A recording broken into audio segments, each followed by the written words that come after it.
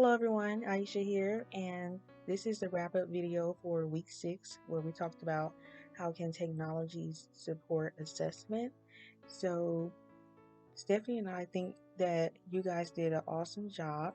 We started off with a introduction video, we have a lecture video, some readings, and also a few assignments. So I wanted to point out just some key concepts and things I feel like you should take away from week 6. We know that through embedded assessments, educators can see evidence of students thinking during the learning process. And this provides near real-time feedback through learning dashboards, and this helps the teachers or educators be able to take actions in the moment. I truly believe that it is very beneficial, not just for the student, but also for the educator to really take advantage of having these embedded assessments. So this kind of goes back to the lecture video where Dr. Ward was explaining why do we assess. So assessing helps us to continually adapt and continually refine instruction, target individual students who may be struggling, to support student reflection and self-directed learning, and also to pay close attention to the learning design and also to your teaching. So for the first part of your assignment, you were to um, make 5 thoughtful annotations in the perusal, and I think that went really well. I enjoyed reading you guys' thoughts and comments, and also just kind of getting to know my classmates just a little bit better because some of the discussions were really insightful, and so thank you guys for just being transparent and sharing your thoughts throughout those discussions.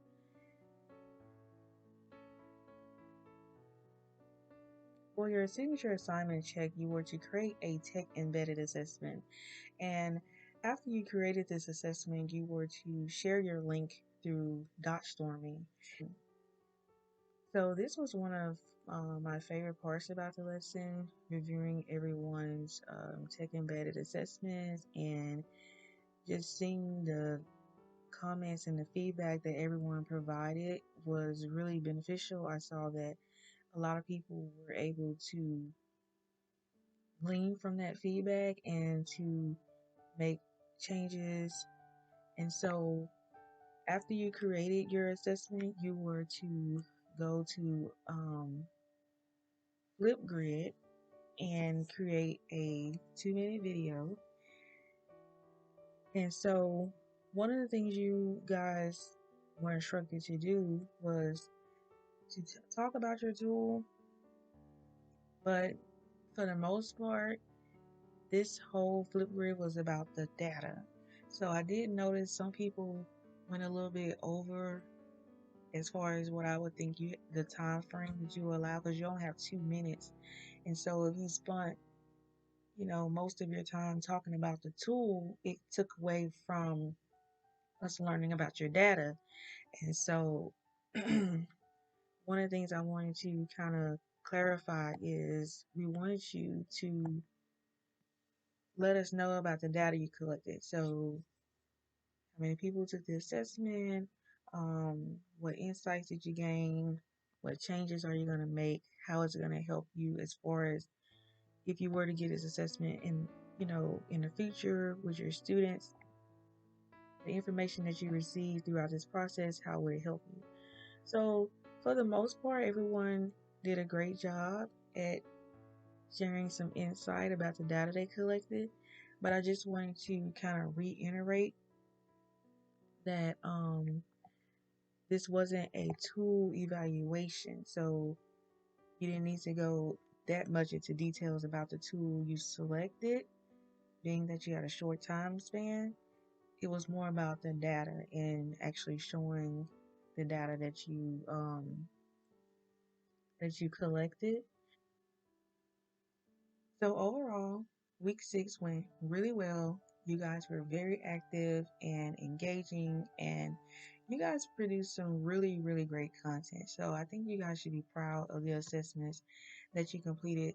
But on top of that, I think you should be even more proud to accept critiques and to go back and say, this is what I'm going to do to make it better.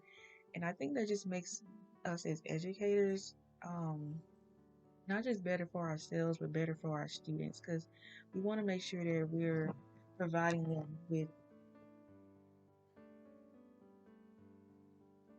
the best version of an assessment that we possibly can in order to help us get the feedback or the data that we need and that we can use in order to better service them. So thank you guys for providing feedback in the survey. Um, Stephanie and I received some really good feedback, and we also received some comments or suggestions.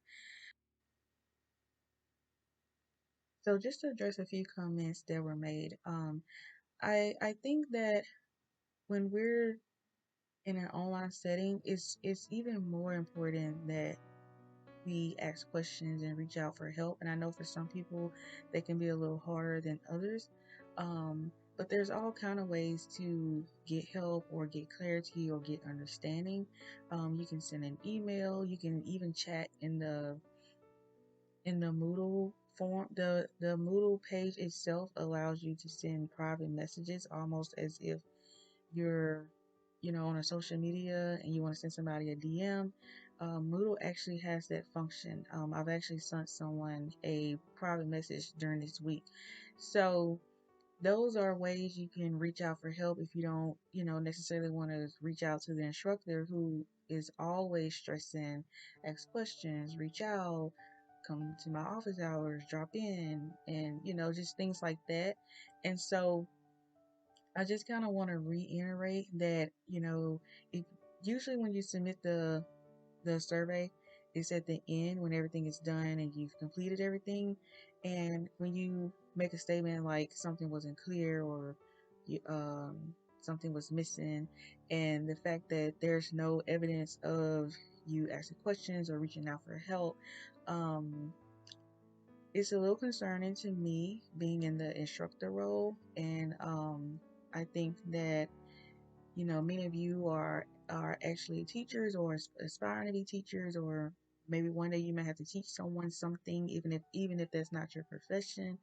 And I just think that it's really um, it's really vital to just seek help, seek guidance, to not wait till the end and then speak up and say something. So in essence, the sooner the better. So overall, the feedback was really great. Stephanie and I thank you guys for giving us some really good feedback and for letting us know that you enjoyed the lesson that we prepared for you guys and that you also enjoyed the dot storming activity. Um, Thank you guys for making week 6 a success, and until next time.